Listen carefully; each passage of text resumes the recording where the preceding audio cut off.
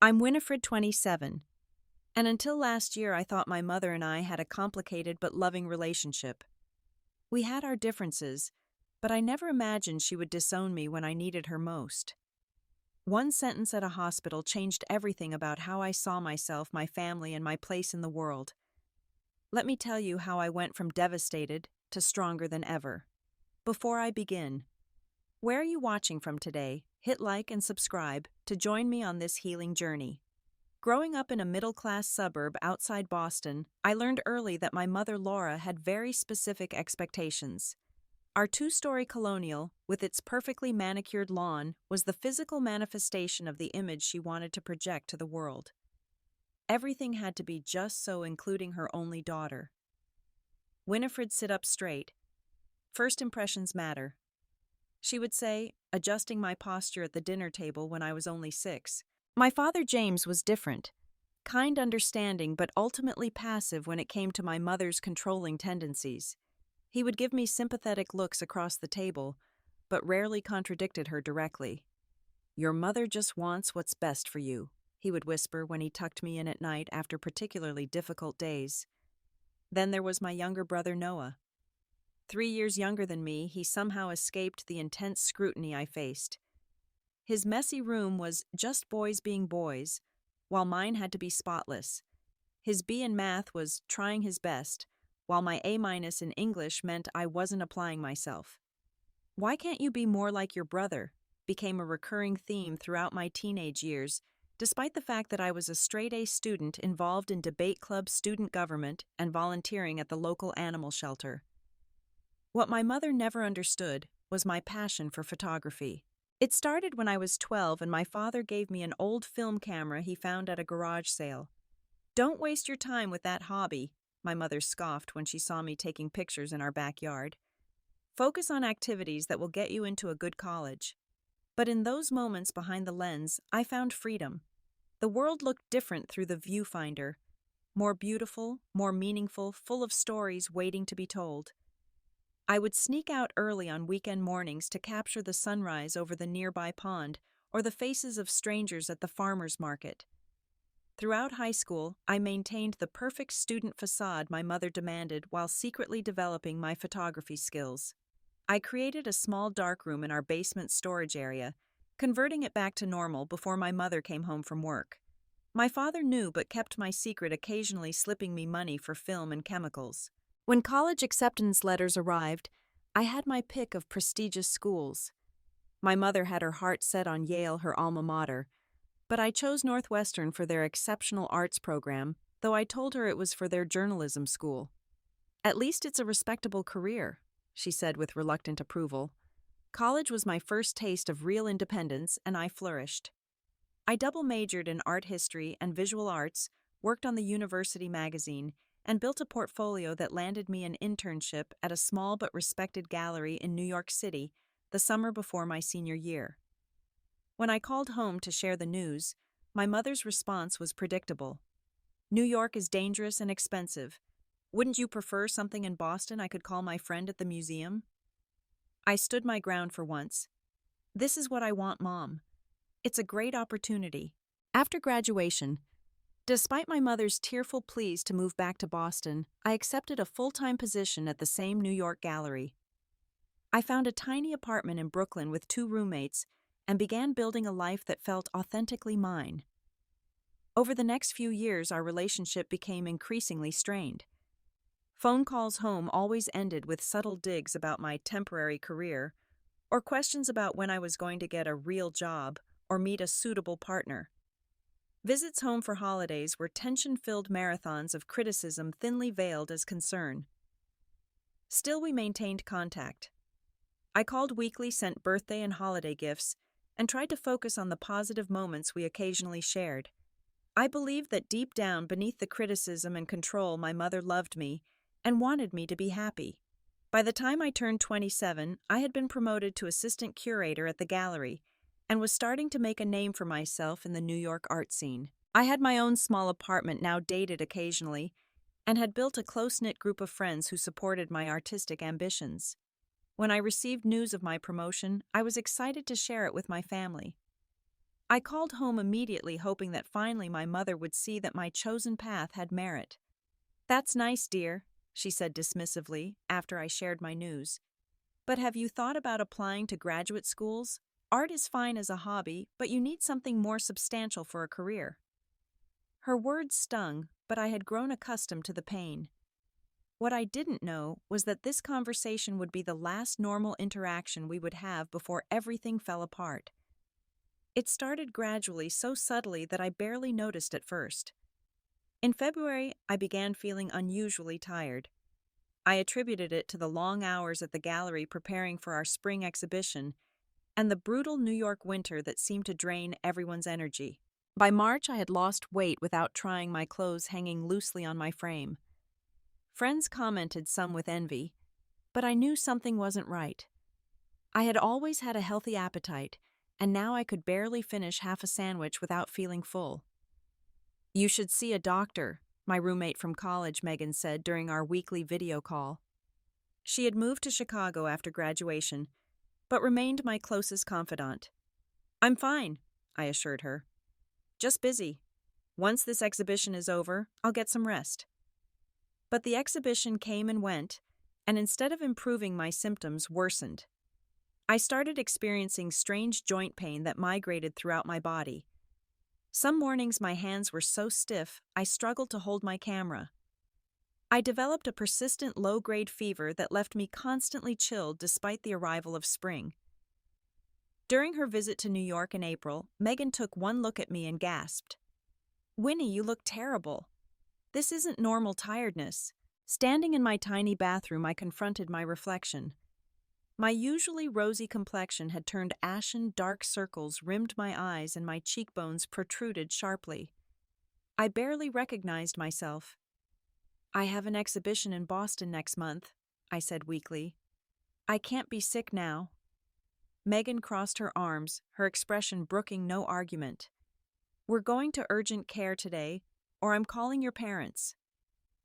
That threat was enough to get me moving. The last thing I needed was my mother showing up criticizing my apartment and lifestyle while I was already feeling awful. The urgent care clinic was crowded, but the nurse took one look at me and moved me to the front of the line. The doctor, a woman about my mother's age with kind eyes, examined me thoroughly, her frown deepening as she checked my vitals and palpated my abdomen. "How long have you been experiencing these symptoms?" she asked, making notes on her tablet. "A couple of months, maybe?" "It started with just tiredness." She nodded, then looked me directly in the eyes. "I'm concerned about several of your symptoms, particularly the unintentional weight loss and persistent fever. Your blood pressure is also quite elevated. I want you to go to the hospital for some tests right away." "The hospital? Can't you just give me antibiotics or something?" My voice sounded small even to my own ears. "This doesn't appear to be a simple infection," she said gently. "I've already called ahead to Mount Sinai. They're expecting you." Megan drove me to the hospital in my rarely used car, her knuckles white on the steering wheel as she navigated through Manhattan traffic. In the waiting room, while Megan filled out forms, I finally called my parents. It was just past 6 in Boston, and I knew they would be sitting down to dinner. "Hi, Mom, it's me," I said when she answered. "Winifred, we're just about to eat. Can this wait?" I swallowed hard. "Actually, no. I'm at the hospital." There was a pause. "What happened?" "Were you in an accident?" "No, I've been feeling sick for a while. The doctor at urgent care sent me here for tests." "What kind of tests?" Her voice held more annoyance than concern. "I don't know yet. They're going to call me back soon." My father's voice came on the line. "Are you alone, sweetheart?" "No, Megan's with me." "Good. Keep us posted, all right?" "I will." After hanging up, I sat in silence as Megan squeezed my hand. We waited for nearly 3 hours before a nurse called my name. The next few hours passed in a blur of blood draws, scans, and examinations. By midnight, I was admitted to a room with the disturbing diagnosis of acute kidney dysfunction of unknown origin. The doctor explained they needed to do more tests, including a kidney biopsy, and that I would likely need surgery soon. "Should we call your family?" the night nurse asked, as she hooked up my IV. I nodded numbly, reaching for my phone. My mother answered on the fourth ring, her voice thick with sleep. "They're admitting me," I said without preamble. "Something's wrong with my kidneys. They might need to do surgery tomorrow." "Surgery?" She sounded more awake now. "That sounds serious." "It is. Could you and Dad come, please?" It was hard to ask to admit I needed her, but in that sterile hospital room with machines beeping around me, I desperately wanted my mother. There was a long pause before she responded. "We'll catch the first train in the morning. Get some rest, Winifred." Megan stayed until visiting hours ended, promising to return the next day with clean clothes and toiletries. Left alone, I tried to sleep, but found myself staring at the ceiling, counting the tiles and thinking about my mother. Despite our differences, she was coming, and a crisis family showed up. That knowledge gave me comfort as I finally drifted into an uneasy sleep. The next morning brought more tests and a definitive diagnosis: lupus nephritis, an autoimmune condition causing my immune system to attack my kidneys.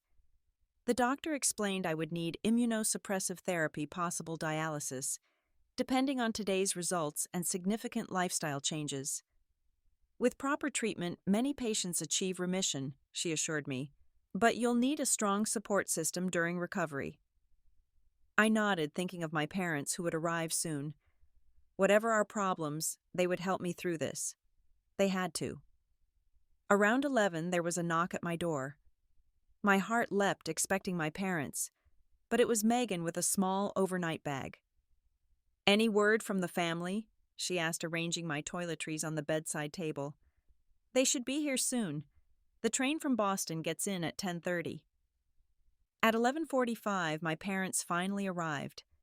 My mother entered first, her lips pursed as she surveyed the hospital room. My father followed, his face lined with worry. "This place is filthy," were my mother's first words. "And look at you, Winifred. You're as white as these sheets. When was the last time you ate a proper meal or got some sun? No hello. No how are you feeling. Just criticism." "Hi, Mom, Dad," I said, fighting back tears. "Thanks for coming." My father approached the bed, squeezing my hand gently. "What are the doctors saying, sweetheart?" Before I could answer, the rheumatologist entered, introducing herself to my parents. She explained my diagnosis in detail, outlining the treatment plan and potential complications. "She'll need to take immunosuppressants long-term," the doctor concluded, "and we recommend she reduce her work hours during initial treatment. Recovery will take time." My mother's face tightened. "How long?" "At least 3 to 6 months before she can resume normal activities. And even then, stress management will be crucial." "This is very inconvenient," my mother said, as if I had contracted lupus specifically to disrupt her schedule. "We had plans to visit Noah in California next month. Winifred was supposed to join us." The doctor blinked, clearly taken aback. "Well, I'm afraid travel won't be possible for a while." "And the cost?" my father asked, always practical. "What can we expect?" The doctor hesitated. "It depends on your insurance coverage. The medications can be expensive." All eyes turned to me. I swallowed hard. "My insurance through the gallery is basic. It won't cover everything." My mother's expression changed from annoyance to anger. "Of course it won't. If you had taken that job at the insurance company like I suggested, you'd have proper coverage." "Laura," my father warned quietly. "No, James. This is exactly what I warned her about. Playing artist in New York with no security, and now look where it's landed her." She turned to me, eyes flashing. "How do you expect to pay for this?" The room suddenly felt very small. The doctor excused herself, promising to return later to discuss the surgery scheduled for the afternoon. "I have some savings," I said once we were alone. "And the gallery has been really supportive. They said my job is safe." "Savings?" My mother laughed bitterly. "From your art gallery salary, I doubt that will cover a fraction of these medical bills."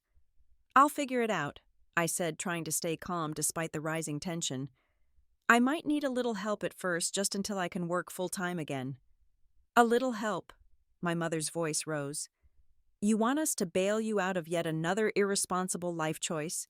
First it was this ridiculous career, then that overpriced apartment, and now this. Laura, please, my father interjected. Winnie's sick. This isn't the time. When is the time, James? When she's completely ruined her life. When she's bankrupt from medical debt because she chose passion over practicality. Tears welled in my eyes. Mom, I didn't choose to get sick. Maybe not directly, but this unhealthy city lifestyle, the stress of this unstable career path probably contributed. If you had listened to me and moved back to Boston after college, none of this would be happening.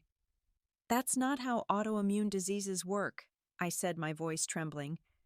The doctor said it's genetic and environmental factors, not because I work at a gallery. My mother stood pacing the small room. I've had enough of your excuses, Winifred. For years we've watched you make one poor decision after another and we've held our tongues. But I can't do it anymore. She stopped at the foot of my bed, her expression cold. I'm ashamed to call you my child. The words hung in the air like a physical presence. I couldn't breathe, couldn't speak, couldn't process that my own mother had just said those words to me as I lay in a hospital bed. You've always been selfish, always chosen your wants over our wishes for you. And now you expect us to clean up your mess again, to hand over our retirement savings because you couldn't bother to get a real job with real benefits. Laura, my father's voice was sharper now. That's enough. But she wasn't finished. We raised you better than this, gave you every advantage, and how do you repay us by throwing it all away on art and now expecting us to foot the bill for your irresponsibility? I was vaguely aware of nurses in the doorway, of other patients watching the scene unfold. My face burned with humiliation as tears streamed down my cheeks. Mom, please, I whispered. I'm scared. For a moment something flickered in her eyes, perhaps recognition of what she was doing or maybe just awareness of our audience. But it passed quickly. You should be scared, she said coldly. Actions have consequences, Winifred. It's time you learned that. She grabbed her purse from the chair. James, we're leaving. My father stood frozen, looking between my mother and me. His face was a mask of conflicted emotions. Dad, I pleaded softly. I'll talk to her, he muttered. She's just upset. You know how she gets. James, my mother called from the hallway. He squeezed my hand once more. I'm sorry, sweetheart. I'll call you later. Then he was gone, following my mother as he always did, leaving me alone with her cruel words echoing in my ears. A nurse entered cautiously after they left. Are you okay, honey? Can I get you anything? I shook my head, unable to speak through my tears. How could I explain that my mother had just disowned me at the moment I needed her most? That the person who was supposed to love me unconditionally had just made it explicitly conditional? The nurse adjusted my pillows and quietly closed the door, giving me privacy to fall apart. After my parents left, I curled into myself, sobs racking my body despite the pain it caused. The beeping of the heart monitor accelerated, bringing a different nurse rushing in. Your vitals are spiking, she said with concern. I need you to try to calm down. But how could I calm down when my world had just imploded? My own mother had declared herself ashamed of me, had essentially cut me off when I was at my most vulnerable. The doctor returned an hour later, frowning at my chart. We need to postpone your surgery, she explained gently. Your blood pressure is too elevated, and your stress levels are concerning. What happened? I couldn't bring myself to repeat my mother's words. Family disagreement, I managed. She nodded understandingly. Is there someone else we can call for you? My friend Megan. She's coming back later. The doctor patted my hand. Try to rest. We'll reschedule the surgery for tomorrow if your vitals stabilize. Left alone again, I stared at the wall, replaying my mother's words over and over. Had she always felt this way? Had I been deluding myself all these years, believing that beneath her criticism was love? Around 4 o'clock. Megan returned, her arms full of magazines and snacks. One look at my face told her everything. What happened? She asked, dropping her bags and rushing to my bedside. The whole story poured out between sobs. My mother's reaction, her cruel words. My father's passive response. She said she's ashamed to call me her child, Meg, her own daughter, in a hospital bed. Megan's face flushed with anger. That's emotional abuse, Winnie. Pure and simple. Maybe she's right, I whispered. Maybe I have been irresponsible. Stop that right now, Megan said firmly. You have a successful career in a competitive field. You pay your bills. You're a responsible adult who got sick, which can happen to anyone. Your mother's reaction says everything about her and nothing about you. She pulled the visitor's chair closer to my bed. I'm staying tonight. You don't have to do that. The chair isn't even comfortable. Try and stop me, she challenged. I'm not leaving you alone. That night with Megan dozing uncomfortably beside me, I began to see my relationship with my mother in a new light. I remembered how she had belittled my 8th grade art prize, calling it cute, but asking why I couldn't excel in science like Noah.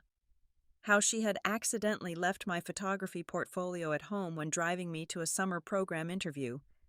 How she had always found ways to undermine my confidence while maintaining plausible deniability.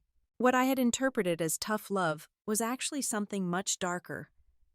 The realization was both devastating and strangely liberating. The next morning, the surgery proceeded as planned. I woke up groggy and in pain, but with Megan still faithfully by my side. There was no word from either of my parents. Over the next few days, a hospital social worker named Diane visited daily, helping me navigate insurance forms and discussing financial assistance options. You're not the first person to face medical issues without family support, she assured me. There are resources available. My coworkers from the gallery sent a massive care package with art supplies, books, and a card signed by everyone. My boss Alana called personally to assure me my position was secure. Take all the time you need to heal, she insisted. Your talent is worth waiting for. On the 3rd day after surgery, a text came from my father. Your mother is still upset but sends her love. How are you feeling? I stared at the phone, anger rising in me. Sends her love, after what she said. And he couldn't even acknowledge how wrong she had been. I didn't respond immediately. Instead, I asked Diane about support groups for people with chronic illnesses. Actually, Guy, she said, there's one that meets here at the hospital. Many members have experienced family difficulties after diagnosis.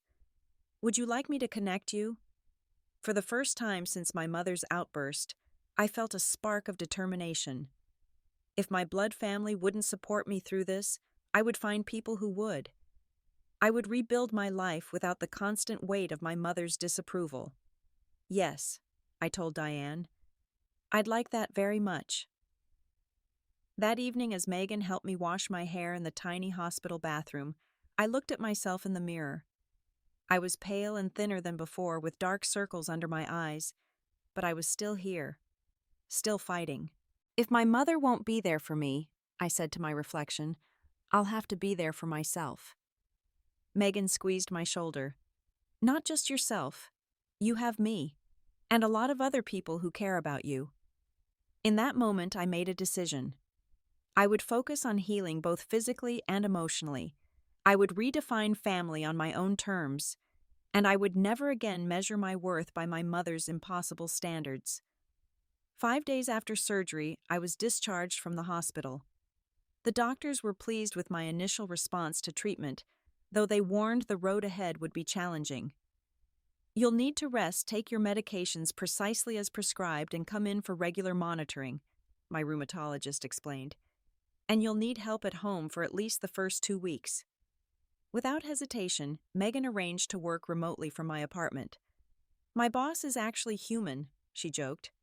Unlike some people we know, my tiny one-bedroom in Brooklyn had never felt so welcoming as when we arrived that afternoon.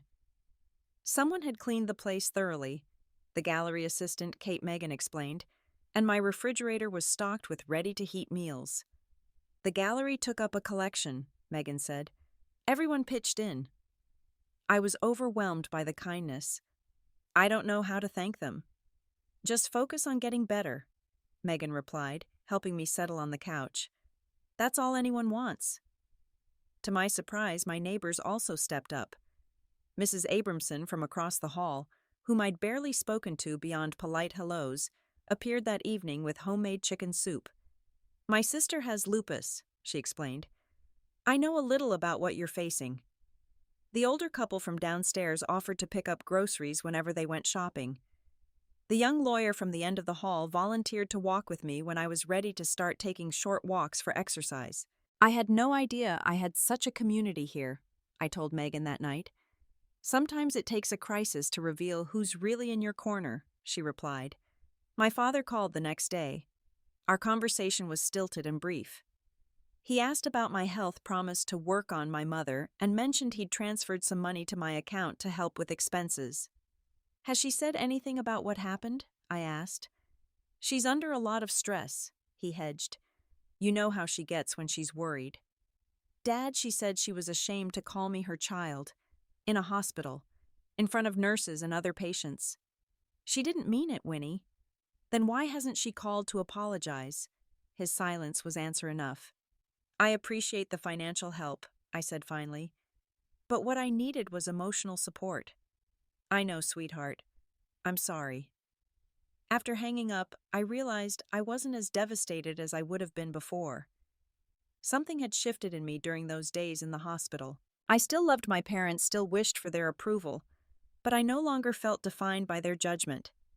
When Megan returned to Chicago the following week, I had a schedule in place. Kate from the gallery would check in daily, bringing work I could do from home. Mrs. Abramson would make sure I took my afternoon medications. The support group met virtually twice a week, and I had started seeing a therapist, Dr. Rivera, who specialized in chronic illness and family dynamics. "Your mother's reaction, while extremely hurtful, is unfortunately not uncommon," Dr. Rivera explained during our first session. "Illness can activate family patterns that have existed beneath the surface for years." Over the next few sessions, we began unpacking my childhood and adolescence. I realized how my mother's conditional love had shaped me, how I had internalized her critical voice. "I always thought if I just achieved enough, she would finally approve of me," I admitted. "But now I see that was never going to happen." Dr. Rivera nodded. "The goalpost would always move. That's how this kind of dynamic works." Meanwhile, my physical recovery progressed slowly but steadily. The medications had side effects: weight gain, mood swings, unusual hair growth, that would have horrified my appearance-conscious mother. But they were working. My kidney function was improving, and the extreme fatigue was gradually subsiding. During this period of convalescence, I turned back to photography, my first love. Unable to go far from my apartment, I began a series of self-portraits documenting my recovery, the physical changes, the emotional journey, the small victories and setbacks. There was something powerful in reclaiming my narrative this way, in finding beauty and meaning in this difficult chapter. 3 weeks after I returned home, my brother Noah called. It was our first contact since the hospital incident. "Hey, Win," he said awkwardly. "How are you feeling?" "Better, thanks. How's California?" "Good. Busy with the new project." Noah worked as a software engineer at a tech company in San Francisco, a properly prestigious career by our mother's standards. The conversation limped along, neither of us addressing the elephant in the room, until finally I couldn't stand it anymore. "Has Mom said anything to you about what happened at the hospital?" He hesitated. "She said you had some kind of meltdown because of the medications, that she was just trying to help, and you misinterpreted everything." My blood boiled. "That's not what happened, Noah. She said she was ashamed to call me her child because I got sick and might need financial help." "That doesn't sound like Mom," he said doubtfully. "Ask Dad," I challenged. "He was there. Or ask the nurses who witnessed it." "Look, Win, I don't want to get in the middle of this. Mom's been really upset. You know how important family is to her." I almost laughed at the irony. Apparently not important enough to support her daughter through a serious illness. "She's complicated." Noah said, the standard family excuse for our mother's behavior. "Just call her. I'm sure you two can work it out." After hanging up, I realized Noah would always take her side. As the golden child, he had never experienced her cutting criticism or conditional love. Our realities were simply too different. That evening, during a video meeting with the gallery team to discuss the upcoming exhibition, the art director noticed my self-portraits visible on the wall behind me. "Those are striking, Winifred," she commented. "Very raw and powerful." I blushed. "Just a personal project during recovery." "No, seriously, they're excellent. Would you consider showing a few pieces in the Emerging Artists Corner next month?" We had a cancellation. The suggestion took me by surprise. My work had always been behind the scenes at the gallery, curating other artists' creations. The thought of displaying my own vulnerability was terrifying and exhilarating. "I'd need to create more pieces to have a cohesive collection," I said. "You have time," she encouraged. "Think about it." That night, I couldn't sleep, my mind racing with possibilities. The idea of transforming this painful experience into art felt right, like turning poison into medicine. By the 6-week mark, my health had stabilized enough that I could work from the gallery 2 days a week. My coworkers welcomed me back with genuine warmth, creating a modified workspace that allowed me to rest when needed. In the support group, I connected particularly with 2 other women close to my age who also had strained family relationships following their diagnoses. "My father suggested I must have done something to deserve this," shared Tanya during one session, as if getting sick was somehow a moral failure. "My sister stopped speaking to me entirely," added Jasmine. "She said my neediness was too much drama." Through their stories, I realized how common it was for illness to reveal the true nature of relationships. Some people stepped up, while others retreated or lashed out. The experience was painful, but clarifying, like a forest fire that destroys undergrowth but makes way for new growth. As my physical strength returned, I began to see myself not as a victim of both disease and maternal rejection, but as a survivor building a different kind of life than I had imagined.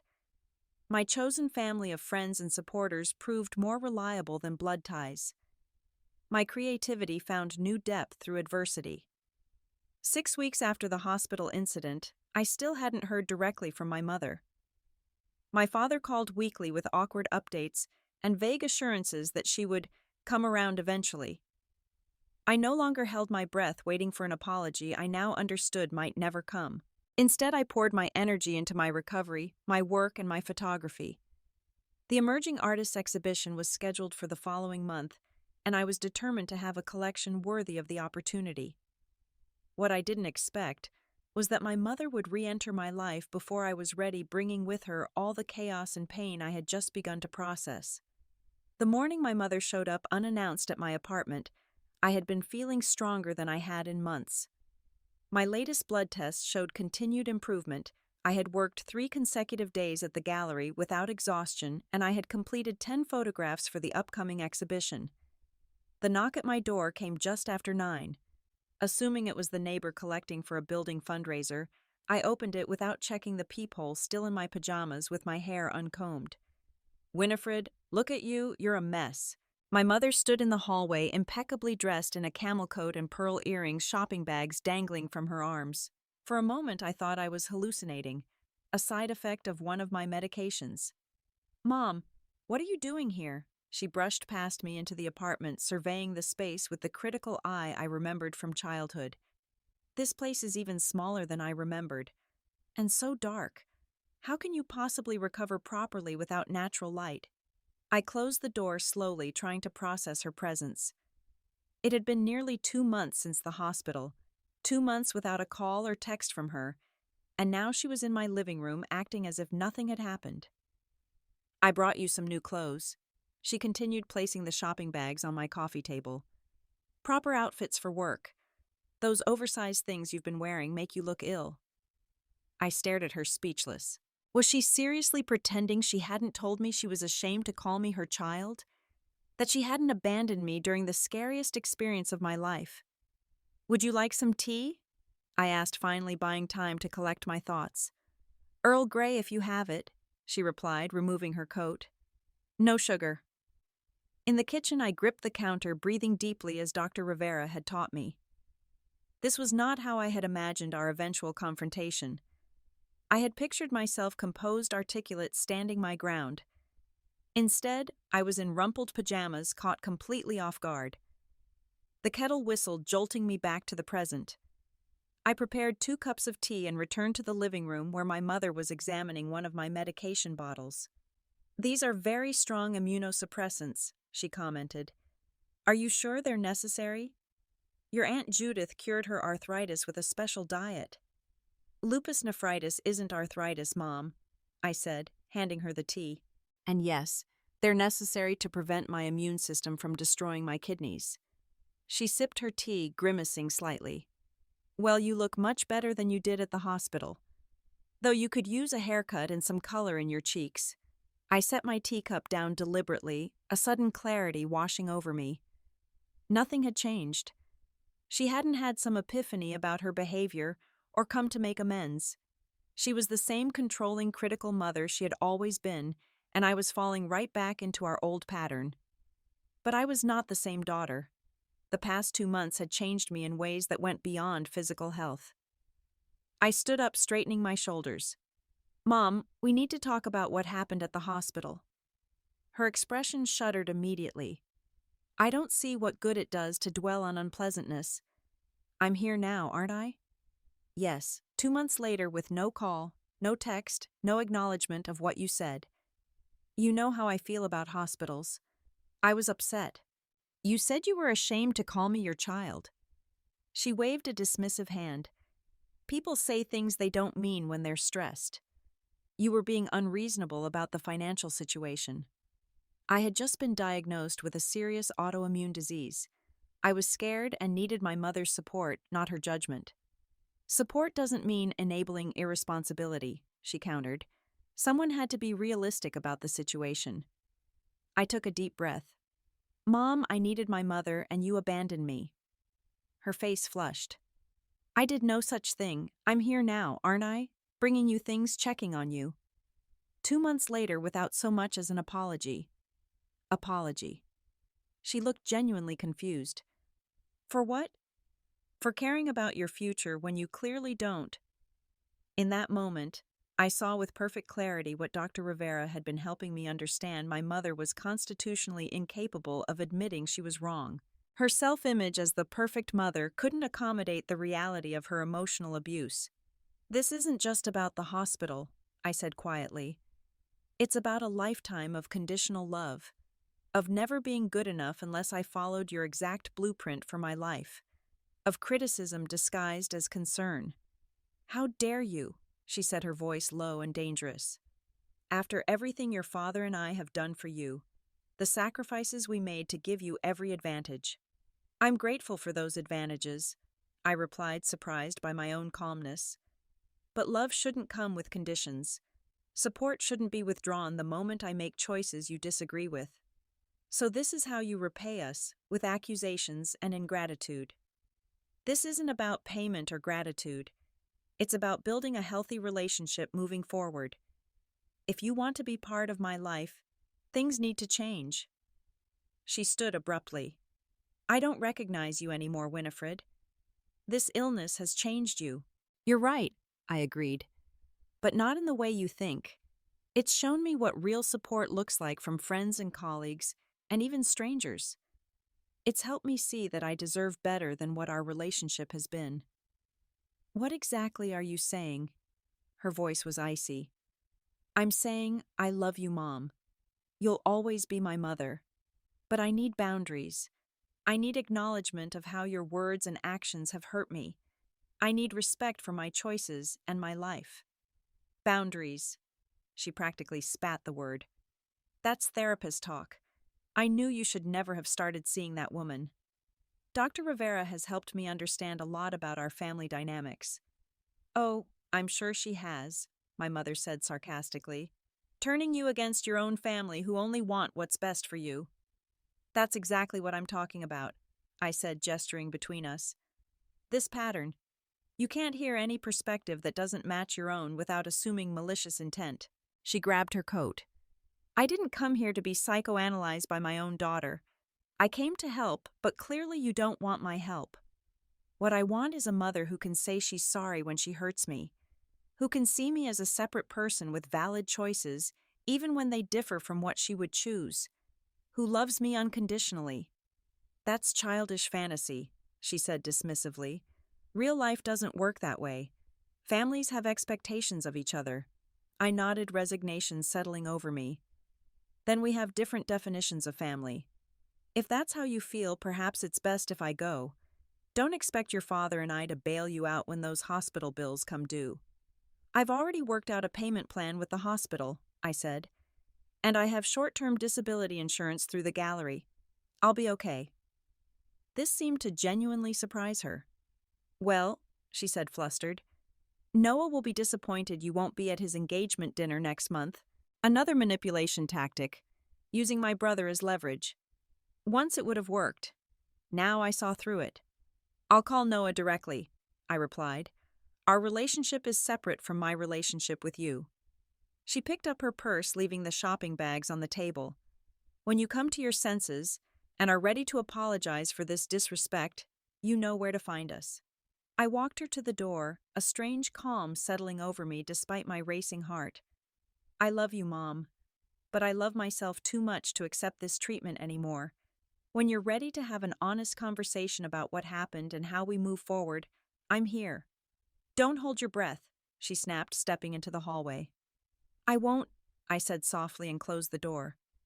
My hands were shaking so badly, I could barely make it to the couch before my legs gave out. I had done it.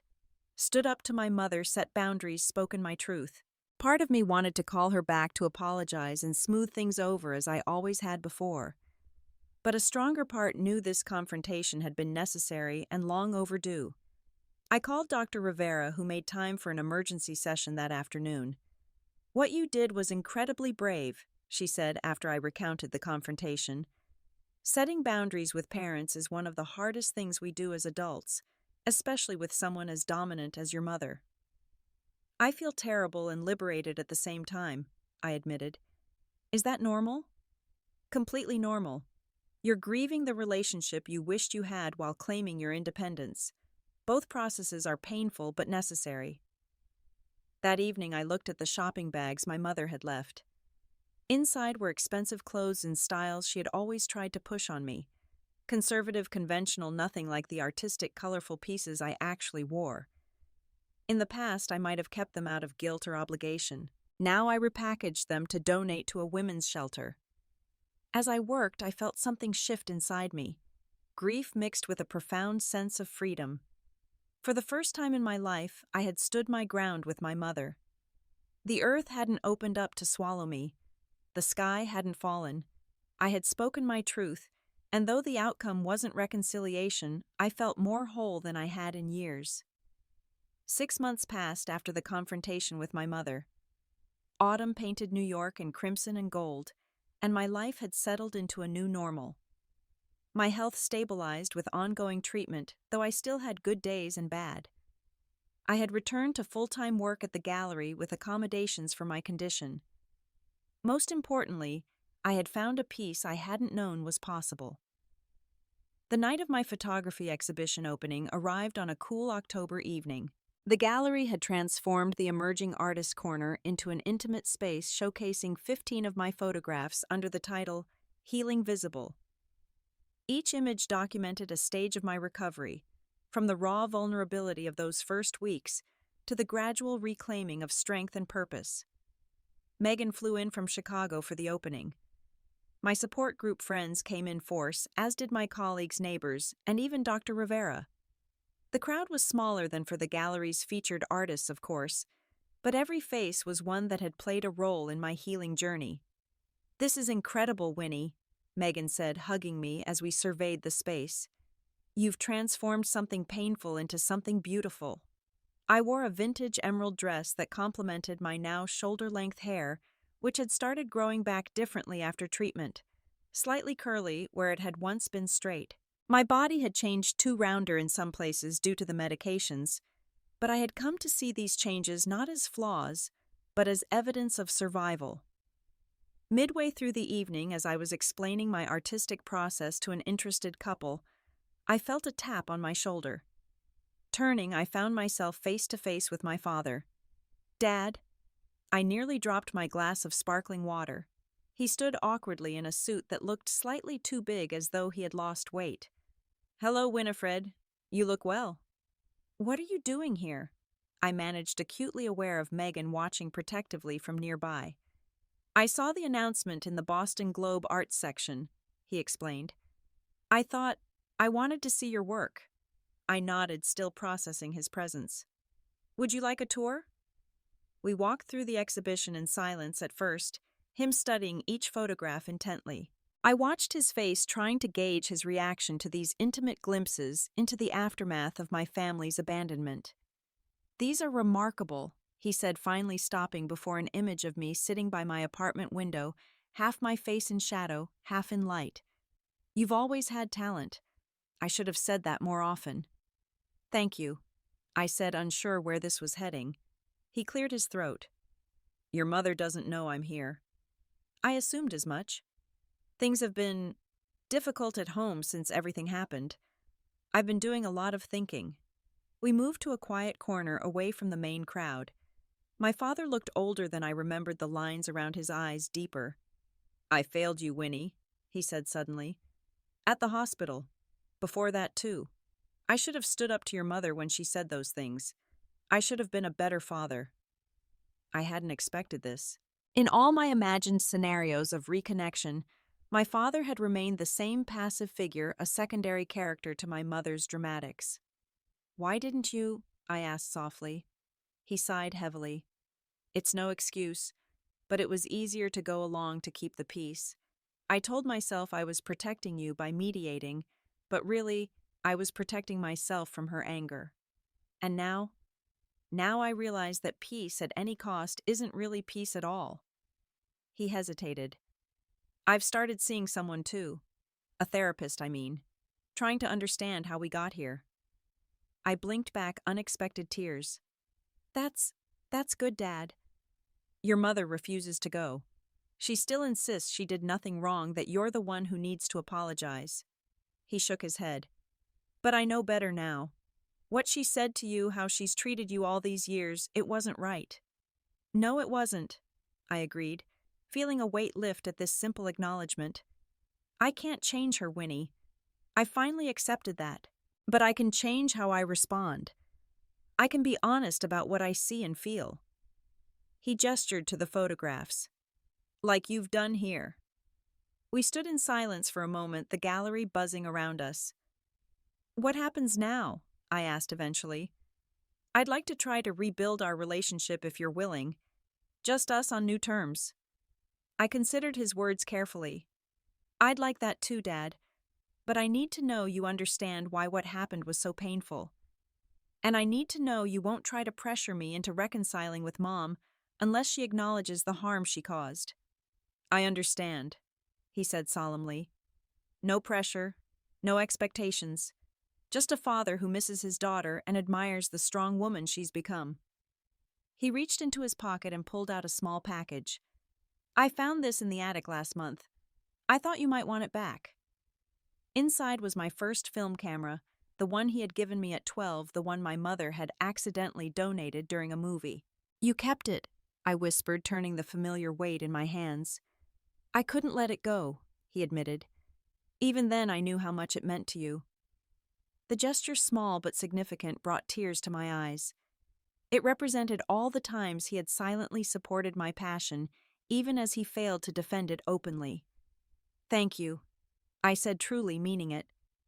As the evening wound down, my father prepared to catch the last train back to Boston. "Your work is beautiful, Winifred. You found your voice." "It took losing everything to find it," I said. He nodded sadly. "I'm sorry it came to that." "I'm not," I realized as I said it. "I'm not sorry anymore.